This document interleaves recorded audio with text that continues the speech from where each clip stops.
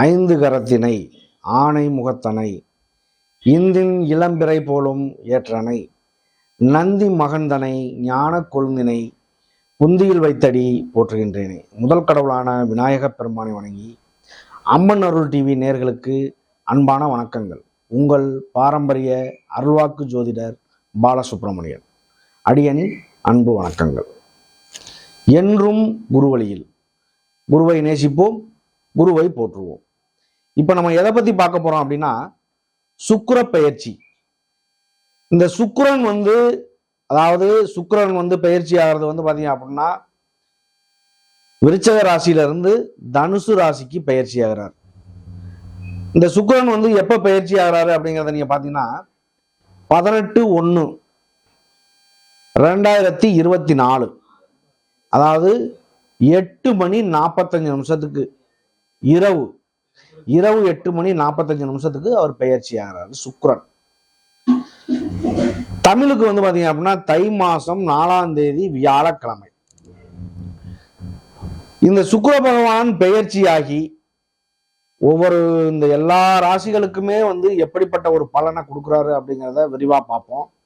இதுக்கு முன்னாடி இந்த கிரகங்களுடைய அமைப்பு, சுக்கிர பெயர்ச்சி ஆகும்போது கிரகங்களுடைய அமைப்பு எல்லாமே எப்படி இருக்குங்கிறத பார்த்துக்குவோம். இந்த சுக்கிரன் பயிற்சி ஆகும்போது லக்கணம் சிம்ம லக்கணத்துல பிறக்கிறாரு, பயிற்சி ஆகிறாரு.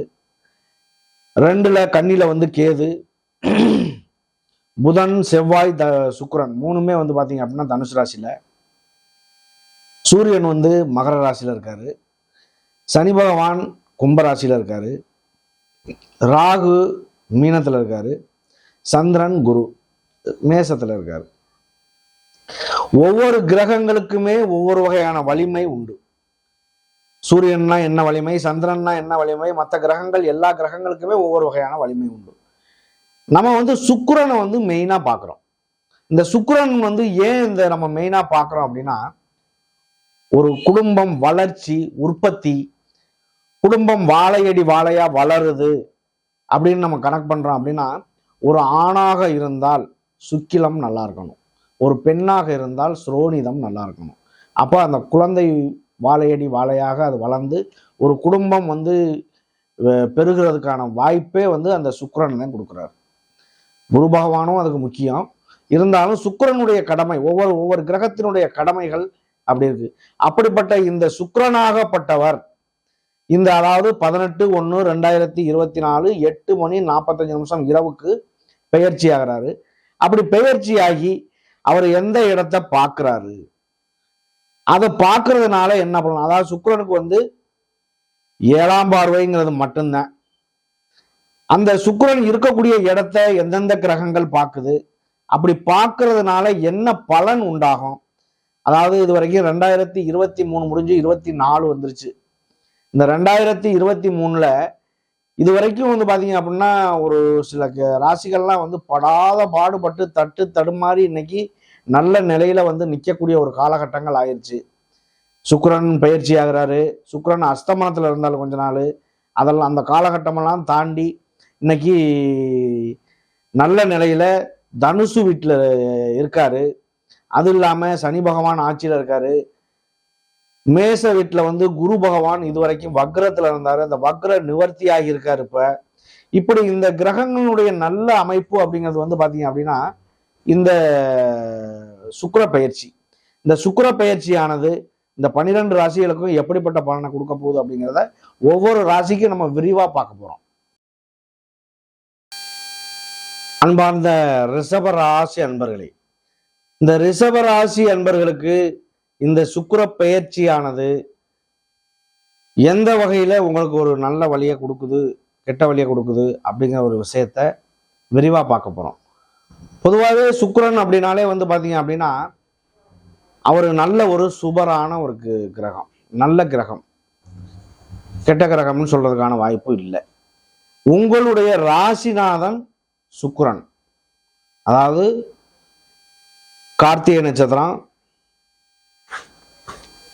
ரோஹிணி, மிருகசீரிஷம், இந்த 3 நட்சத்திரமே பாத்தீங்க அப்படின்னா ரிஷப ராசியினுடைய நட்சத்திரம். அதுக்கு சுக்கிரன் ராசிநாதன். அப்போ இந்த சுக்கிரனாகப்பட்டவர் உங்களுக்காக இன்னைக்கு வந்து பாத்தீங்க அப்படின்னா 7ஆம் இடத்துல இருந்து 8ஆம் இடத்துக்கு பயிற்சி ஆகிறார். 7ஆம் இடத்துல இருந்து 8ஆம் இடத்துக்கு பயிற்சியாகி உங்களுக்கு வந்து பாத்தீங்க அப்படின்னா உங்களுடைய 2ஆம் இடமான குடும்பஸ்தானத்தை பார்வையிடுகிறார். உங்களுடைய 8ஆம் இடத்து அதிபதியும் 11ஆம் இடத்து அதிபதியுமான குரு பகவான் 12ஆம் இடத்துல வந்து இவ்வளவு நாள் வந்து பாத்தீங்க அப்படின்னா ராகுடைய பிடியில இருந்தாரு. ராகுடைய பிடியில இருந்து ராகுகேது பயிற்சி ஆயிடுச்சு. ராகுகேது பயிற்சியாகி குரு பகவான் வக்ரமா இருந்தாரு. இப்ப இந்த 31/12/2023 ஞாயிற்றுக்கிழமை காலையில 7 மணி 7 நிமிஷத்துக்கு வக்ர நிவர்த்தி ஆயிட்டார். அப்ப 2024 அப்படிங்கிறது புது வருஷம். இந்த புது வருஷத்துல குரு பகவான் வக்ர நிவர்த்தி ஆகி உங்களுக்கு 4ஆம் இடம், உங்களுடைய 6ஆம் இடம், 8ஆம் இடத்தை பார்க்கிறாரு. 4ஆம் இடம், 6ஆம் இடம், 8ஆம் இடம், 8ஆம் இடத்து அதிபதி தான் வந்து குரு பகவானே. உங்களுடைய 8ஆம் இடத்து அதிபதி உங்களுக்காக 12ல இருந்து பார்வையிடுறார். அப்ப பார்வையிடும் போது வந்து பாத்தீங்க அப்படின்னா எப்படி இருக்கும் அப்படின்னா, இந்த குரு பகவான் உங்களுக்கு 4ஆம் இடம், 6ஆம் இடம், 8ஆம் இடத்தை பார்வையிடுறாரு. சரி, இந்த சுக்கிரன் பயிற்சியாகி உங்களுக்கு என்ன பலனை கொடுப்பாரு அப்படிங்கிறத நம்ம பார்க்கணும்ல. அதாவது சுக்கிரன் என்பது ஒரு வந்து ரொம்ப சுபரான நல்ல கிரகம். அந்த கிரகத்தினுடைய மாற்றங்கள் வந்து பாத்தீங்க அப்படின்னா ஒரு சுக்கிரன் அமைவை வச்சுதான் வந்து ஒரு வாழ்க்கை துணை வந்து எப்படி அமையும் அப்படிங்கிற ஒரு விஷயத்தையே நிர்ணயிக்கிறான். ஒரு ஜாதகத்துல ஆணுடைய ஜாதகம் இருக்குன்னா அந்த ஜாதகத்துல ஒரு எந்த நிலையில இருக்கு சுக்கிரன், அதாவது பலமா இருக்கா பலவீனமா இருக்கா, இதெல்லாம் வச்சுதான் ஒரு முடிவே எடுக்கிறான்.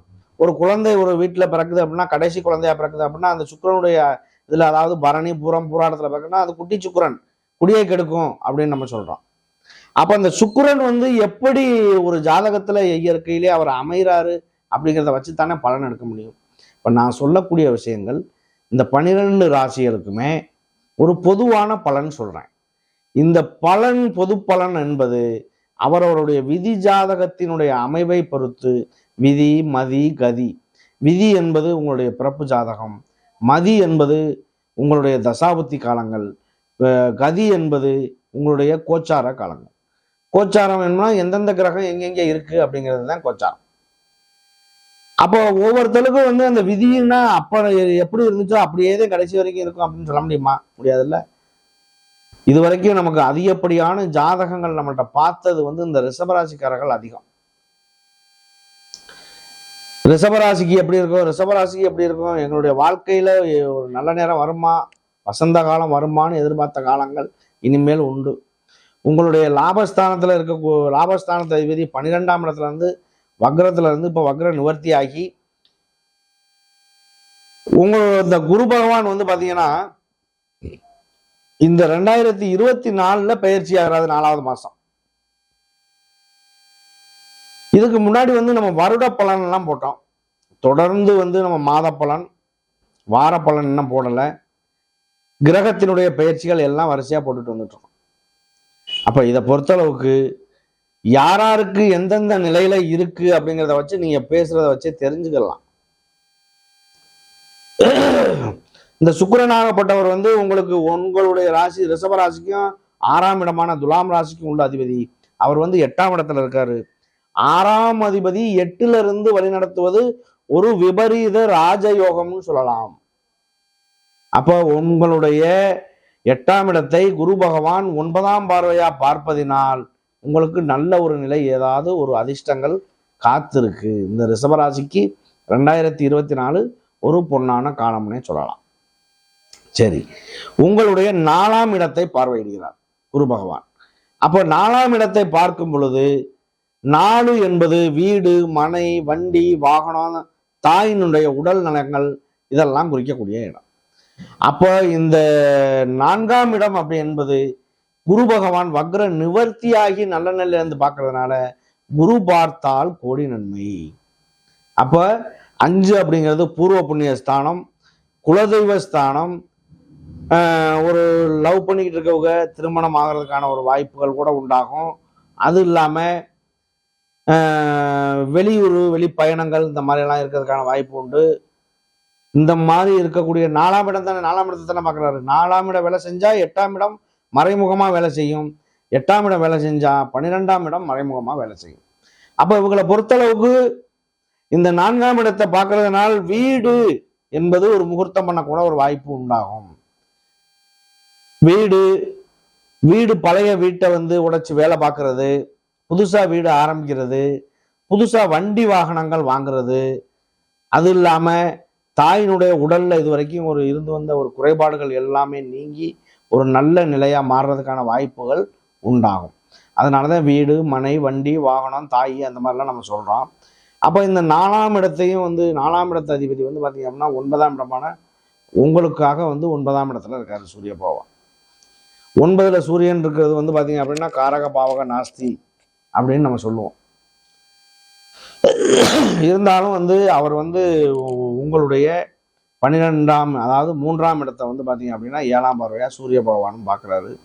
சூரிய பகவான் 3ஆம் இடத்தை பார்க்கையில சகோதர ஸ்தானங்கள்ல இருந்து வந்த குறைபாடுகள் எல்லாமே நீங்கி அவங்க மூலியமா உங்களுக்கு ஒரு சில ஹெல்ப்புகள் கிடைக்கக்கூட ஒரு வாய்ப்புகள் உண்டாகும். சரி, 6ஆம் இடத்தை பார்க்குறாரு. 6ஆம் இடத்தை 7ஆம் பார்வையா அவர் பார்க்கும் பொழுது 6ஆம் இடத்தை பார்க்கையில ஒரு தொழில் பண்ணக்கூடிய ஒரு நபர்கள் தொழில் பண்ண முடியாம பணம் இல்லாம ஒரு நல்ல நிலையில இல்லாம இருக்காங்க அப்படின்னா அவங்களுக்கு ஒரு கடன் பேங்க் மூலியமா பெரும் பண வரவுகள் ஏதாவது ஒன்று கண்டிப்பாக வர வாய்ப்பு உண்டாகும். அப்படி இல்லை கடனே வாங்கி ஒரு தொழிலே ஆரம்பிக்கிறீங்க அப்படின்னா அந்த தொழில் ஆரம்பிக்கையில எந்த வகையிலும் குறைபாடுகள் இருக்க வாய்ப்பே இல்லை. ஒரு தொழில்ங்கிறது இரட்டிப்பாகிறதுக்கான வாய்ப்புகள் உண்டாகும். அந்த கடன் வாங்குறோம் அப்படின்னா அந்த கடனும் அடைப்படும். எந்த வகையிலையும் அது வளராது, கடன் வளராது, கடனை அடைச்சிருவீங்க. ஒரு பெரிய லெவலுக்கு வரவும் வாய்ப்பு உண்டு. 6ஆம் வீட்டு அதிபதி 8ல இருக்கிறதே அது ஒரு விபரீத ராஜயோகம்னு தான் சொல்றான். அப்படி சொல்லும் பொழுது அந்த 8ஆம் இடத்தையும் பார்வையிடும் பொழுது கண்டிப்பாக இந்த ரிஷபராசி நேயர்கள் இந்த 2024ல ஒரு வண்டி வாகனங்கள் வாங்குறதோ, ஒரு வீடு கட்டுறதோ, வெளியூர் வெளிநாடு வெளிப்பயணங்கள் அந்த மாதிரி போறதோ, குழந்தை பேரு அப்படின்னு ஏதாவது ஒரு நல்ல காரியங்கள் ஆகிறது. அது இல்லாம குழந்தை பேரு அப்படின்னு இப்போ ஒரு கல்யாணம் ஆயிடுச்சு, நீண்ட நாள் குழந்தைகளே இல்லாம இருக்காங்க அப்படின்னா முதல்ல உங்களுடைய விதி ஜாதகத்தினுடைய அமைப்பை பாருங்க. ஒரு ஆணாக இருந்தால் சுக்கிலம் நல்லா இருக்கணும், பெண்ணாக இருந்தால் சுரோனிதம் நல்லா இருக்கணும். ஒரு ஜாதகத்தில் சுக்கிரன் பலமாக இருந்தால் என்ன பலன், பலவீனமாக இருந்தால் என்ன பலன் என்பது ஜாதகத்தின் விதி ஜாதகத்தை வச்சுதான் முடிவே பண்ண முடியும். உங்க ஜாதகத்துல சுக்கிரன் பலவீனமா இருக்காரு, சரியில்லாம இருக்காரு அப்படின்னா குழந்தை பேரு என்பது ஒரு கேள்விக்குறியாகிவிடும். ஒரு சிலர் பாத்தீங்க அப்படின்னா டெஸ்ட் பேபி அந்த மாதிரி எல்லாம் கூட போறாங்கல்ல. அப்ப அதுக்கெல்லாம் என்ன காரணம்? நீர் சம்பந்தமான, அதாவது நீர் கருமுட்டை நீர் இருக்கு அந்த மாதிரிலாம் சொல்றாங்கல்ல, நீர் கட்டி எல்லாம் இருக்கு அப்படின்னா அது இந்த மாதிரிலாம் இருக்கிறது ஒரு சுக்கிரனுடைய காரகம் தான் எல்லாமே. அது இல்லாம சுக்கிலம் என்பது ஆணுக்கு, சுரோனிதம் என்பது பெண்ணுக்கு. இந்த நீர் சம்பந்தமா உள்ள ஒரு பிரச்சனைகள் எல்லாமே சுக்கிரனுடைய வேலை தான். அப்ப அவர் பலமாக இருந்தா என்ன பண்ணுவாரு, பலவீனமாக இருந்தா என்ன பண்ணுவாருன்னு நம்ம சொல்ல முடியும். இப்ப சுக்கிரன் பலமா இருக்காரு அப்படின்னா அவங்களுக்கு எந்த விதமான குறைபாடுமே வராது. குழந்தை பேரா இருக்கட்டும், திருமண விஷயங்களா இருக்கட்டும், திருமணங்கள் தள்ளி தள்ளி போற விஷயங்கள் இருக்கட்டும், அவங்களே தள்ளி தள்ளி போட்டுட்டு போய்கிட்டு இருப்பாங்க. இப்ப வேண்டாம் திருமணம், அப்புறம் வேண்டாம் திருமணம் அப்படின்னு. அப்ப இந்த மாதிரி ஒரு விஷயங்கள் எல்லாமே நிவர்த்தி ஆகும். இல்ல சுக்கிரனுடைய பார்வை, இயற்கையில சுக்கிரன் கெட்டு போறது அப்படிங்கிறது வேற. அதாவது கோச்சாரத்துல விதி மதி கதின்னு சொல்றோம்ல, அந்த கோச்சாரத்துல சுக்கிரன் பலமாகிறது அப்படிங்கிறது வேற. அப்போ உங்களுடைய 6ஆம் இடத்தை 7ஆம் பார்வையா பார்க்கிறதுனால திருமணம் சார்ந்த விஷயங்கள் கைகூடும், மறுமணம் சார்ந்த விஷயங்களும் கைகூடும். அது இல்லாம கூட்டாளிகள், கூட்டு தொடர்புகள், அதாவது கூட்டா தொழில் பண்றது, பார்ட்னர்ஷிப்ல தொழில் பண்றாங்கல்ல, அதைத்தான் நம்ம கூட்டு தொழில்னு சொல்றோம். அப்ப அந்த மாதிரி எல்லாம் பண்ணும் பொழுது உங்களுடைய வாழ்க்கை உயரும், வாழ்க்கையின் தரமும் உயரும். உங்களை அடுத்து பாத்தீங்க அப்படின்னா உங்களுடைய 8ஆம் இடத்தை பார்க்குறாரு. 8 அப்படிங்கிறது பாத்தீங்கன்னா 8ஆம் இடம்ங்கிறது கோர்ட்டு கேஸு வம்பு வழக்கு இந்த மாதிரிலாம் உள்ள ஒரு இடம்னு சொல்றான். அப்போ இந்த மாதிரி இடத்த அவர் பார்க்கும்போது பாத்தீங்க அப்படின்னா உங்களுக்கு நடக்கக்கூடிய கேஸு சம்பந்தமா உள்ள விஷயங்களா இருக்கட்டும், கோர்ட்டு கேஸ்ல உள்ள விஷயங்கள், நீங்கள் குடுக்கல் வாங்கல் பண்ண விஷயங்கள் எல்லாமே கைகூடி வரப்போகுது. கிட்டத்தட்ட இந்த தனுசு ராசிக்காரர்கள் வந்து பார்த்தீங்க அப்படின்னா இந்த 7.5 சனி காலத்தில் ரொம்ப பின்தங்கி இருந்தாங்க. இப்போ இந்த 2024 ஒரு விடிவு காலம் பிறந்துருச்சு. அவங்களுக்கு எந்த வகையிலையும் குறைபாடு இல்லாமல் நல்ல நிலைக்கு வர்றதுக்கான வாய்ப்புகளும் இந்த தனுசு ராசிக்கு உண்டாகும். ரிஷபராசிக்கு, தனுசு ராசிக்காரர்களுக்குமே ஒரு நல்ல நிலை தான் இருந்தாலும் இப்போ நம்ம சொல்லிக்கிட்டு இருக்கிறது ரிஷபராசியை பற்றி. ரிஷபராசிக்கு வந்து பார்த்தீங்க அப்படின்னா இந்த ஒரு தனுசு ராசியில குரு பகவான் வந்து பார்வையிடுறதும், தனுசு ராசியினுடைய அதிபதியும் குரு பகவான் தானே, அவர் வீட்டையே பார்க்கறதுனால ஒரு நல்ல ஒரு யோகம் கிடைக்க வாய்ப்பு உண்டு உங்களுக்கும். அது இல்லாமல் அது இந்த ரிஷபராசிக்காக வந்து பார்த்தீங்க அப்படின்னா சுக்கிர பகவான் செவ்வாயோட சேர்ந்திருக்கார். அதை எப்படி சொல்றது, சுக்கிரனும் செவ்வாயும் சேர்ந்து இருக்கக்கூடிய காலங்களில் வந்து பார்த்தீங்க அப்படின்னா செவ்வாய் வந்து ஒரு வீடு கட்டுறோம் அப்படின்னா அந்த இடத்துக்கு சொந்தக்காரர் செவ்வாய், அந்த வீட்டுக்கு சொந்தக்காரர் சுக்கிரன். அப்போ ஒரு ஆடம்பரமான வீடு அப்படிங்கிறது கண்டிப்பாக அமையும்னு சொல்றதுக்கான காரணம் அதுதான். சரி, இந்த 12 ராசிகள்லையும் வந்து இப்போ இந்த ரிஷபராசியை பற்றி பேசிக்கிட்டு இருக்கோம். ரிஷபராசிக்கு வந்து கார்த்திகை, ரோஹிணி, மிருகசீரிஷம். இந்த கார்த்திகை நட்சத்திரக்காரர்கள் வந்து பார்த்தீங்க அப்படின்னா இதில் வந்து 3 பாதங்கள். இந்த 3 பாதங்களுமே வந்து சூரியனுடைய நட்சத்திரம் கார்த்திகை நட்சத்திரம். இந்த சூரியன் வந்து உங்களுக்காக பாக்கியஸ்தானத்தில் இருக்காரு. அவர் இருந்து உங்களுடைய 3ஆம் இடத்தை முயற்சி ஸ்தானத்தை பார்க்கறதுனால கண்டிப்பாக உங்களுக்கு ஒரு வேலை வாய்ப்புகளாக இருக்கட்டும், வெளியூர் போகிறதா இருக்கட்டும், திருமணங்கள் சார்ந்த விஷயங்களாக இருக்கட்டும், எல்லாமே கைகூடி வர்றதுக்கான ஒரு வாய்ப்புகள் உண்டாகும். அடுத்து வந்து ரோஹிணி நட்சத்திரம். ரோஹிணி அப்படிங்கிறது வந்து சந்திரனுடைய நட்சத்திரம். இந்த ரோஹிணி அப்படின்னாலே சந்திரனுடைய நட்சத்திரங்கள்ல ரோஹிணி என்பது ரொம்பவும் மிக மிக முக்கியமான நட்சத்திரம். இந்த 27 நட்சத்திரங்களுடைய பெயர்கள்ன, அதாவது அஸ்வினி, பரணி, கார்த்திகை, ரோஹிணி இதெல்லாம் நம்ம சொல்றோம். அந்த 27 நட்சத்திரங்களுடைய சந்திரன் அப்படின்னா இந்திரன் அர்த்தம். இந்த இந்திரனுடைய மனைவிகள் தான் 27 பேர், அப்படிதான் சொல்றாங்க. இந்த ஜாதகத்துல நம்ம வந்து கிட்டத்தட்ட வந்து பாத்தீங்க அப்படின்னா போக போக போக ஒரு புராணம் மாதிரி இது போய்கிட்டே இருக்கும். எதுலங்கிற ஒரு முடிவுங்கிறதே கிடையாது.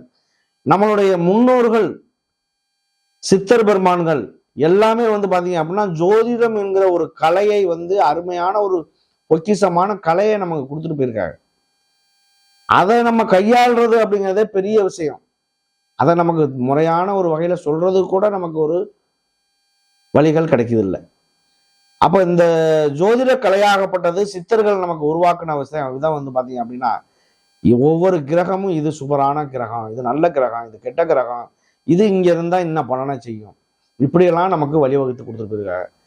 அப்போ இது நம்ம இந்த ஜோதிடர்கள் என்பவர்கள் ஒரு வகையில உங்களுக்கு வந்து ஒரு வழிகாட்டியா இருந்து இந்த பண்ணுங்க உங்களுக்கு நல்லா இருக்கும், இதை பண்ணுங்க உங்களுக்கு நல்லா இருக்கும் அப்படின்னு நம்ம சொல்றோம் அப்படின்னா அது எந்த வகையிலையும் ஒரு குறைபாடுகள் வராது. தொழில் பண்றதா இருக்கட்டும், திருமணம் பண்றதா இருக்கட்டும், வெளியூர் வெளிநாடா இருக்கட்டும், எந்த ஒரு நிகழ்ச்சிக்கா இருந்தாலும் ஒரு ஜாதகத்தை பார்த்து முடிவு பண்ணி பண்றது ரொம்ப சிறப்பான ஒரு விஷயமா இருக்கும். அதாவது ஒரு சிலருக்கெல்லாம் வந்து பாத்தீங்க அப்படின்னா அடிமை வேலைதான் அவருடைய வாழ்க்கையில கடைசி வரைக்கும் அப்படின்னு இருக்கும். அவர் போய் ஓனரா ஆகணும் அப்படின்னு நினைச்சாருன்னா அவருடைய வாழ்க்கையில ரொம்ப கீழ் நோக்கி போயிடுவார். அவர் போய் வேலைக்கு இருக்காரு அப்படின்னா அந்த நிர்வாகம் வந்து பாத்தீங்க அப்படின்னா வேலை செய்யக்கூடிய ஒரு நிர்வாகம் நல்ல மேலோங்கி போயிட்டு. அப்போ ஒவ்வொருவருடைய அமைவை பொறுத்து கண்டிப்பாக இந்த கிரகத்தினுடைய அமைவை பொறுத்து தான் அவருடைய வாழ்க்கையும் நிர்ணயிக்க முடியுது. இந்த அடுத்து வந்து பார்த்தீங்க அப்படின்னா மிருகசீரிஷ நட்சத்திரம். இந்த மிருகசீரிஷம் என்பது செவ்வாயுடைய நட்சத்திரம். செவ்வாயுடைய நட்சத்திரங்கிறதுனால இந்த ரிஷபராசிக்காரர்களுக்கு வந்து பார்த்தீங்க அப்படின்னா டக்குன்னு வந்து ஒரு கோப குணம் கொண்டவர்கள். எதையுமே வந்து பார்த்தீங்க அப்படின்னா ஒரு பாசிட்டிவாக, அதாவது வந்து டக்குன்னு கோவப்பட்டுருவாங்க. அப்படி கோவப்படுற ஒரு விஷயங்கள்ல கோபத்தில் எடுக்கக்கூடிய முடிவுகள் எதுவுமே ஒரு நல்லதாக இருக்க வாய்ப்பு இருக்காது. அப்போ நிதானம் என்பது கண்டிப்பாக தேவை. இந்த மிருகசீரிஷ நட்சத்திரக்காரர்கள் கண்டிப்பாக முருகனுடைய வழிபாடு செய்கிறது உங்களுக்கு மிகவும் சிறப்பான ஒரு விஷயம். ஏன் நம்ம சொல்கிறோம் அப்படின்னா செவ்வாய் வந்து இன்னைக்கு வந்து பார்த்தீங்க அப்படின்னா அஸ்தமனத்திலே இருக்கார். இந்த அஸ்தமனத்தில் இவ்வளோ காலமாக வந்து ஒரு கிட்டத்தட்ட ஒரு 2-3 மாதம் அளவுக்கு அவர் அஸ்தமனத்தில் இருந்துட்டார். அந்த அஸ்தமன கேதி காலங்களில் நம்ம ஏற்கனவே வந்து போட்டிருக்கோம் வீடியோ. இருந்தாலும் அஸ்தமன காலங்களில் செவ்வாய் சம்பந்தமாக உள்ள